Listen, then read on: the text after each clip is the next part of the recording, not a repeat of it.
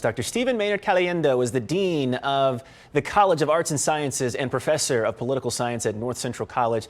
Professor, good to see you this morning. Thank you so much for being with us. Good morning, Terrell. Good to see you. The president's speech looked different than it would even a few weeks ago with the Russian invasion. How do you think that impacted his address? Very much so. That's a great observation. There's no question. I think one of the things that it allowed him to do is to talk about democracy broadly. And probably more important for the theme of the speech is to talk about unity.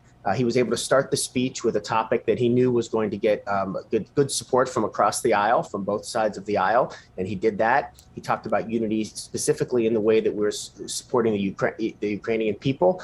And then he was able to translate that throughout the rest of the hour into what he hoped would be a message of unity on the domestic front as well, to try to get some of his domestic policies passed. And one of those policies, fighting inflation, another big topic last night. Of course, got the midterms coming up a little bit later on this year. How will that impact getting things done?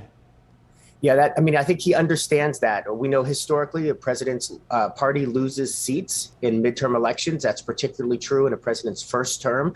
And he has very thin margins, of course, in both houses of Congress. And so if he loses one or both of those houses, it's going to make getting his legislation through in the second half of his term even more difficult. So I think he is feeling like he's got a number of months to get some additional campaign promises fulfilled. So we were listening last night. We were also watching because the House chamber looked very differently than it would even just a few days ago, with masks now being optional. The president seems to be changing his tone on the pandemic now. Where's he headed?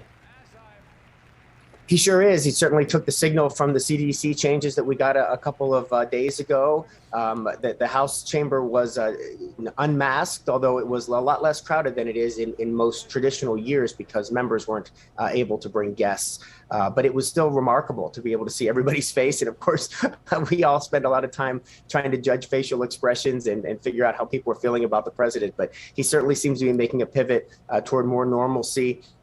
He did make it clear that he didn't want living with COVID-19 to be a normal thing, but he's touting his administration's successes in that regard and also the future looking forward.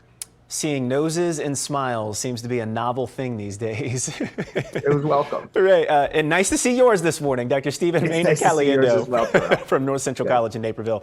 Doctor, nice to have you. Thank you. Thanks.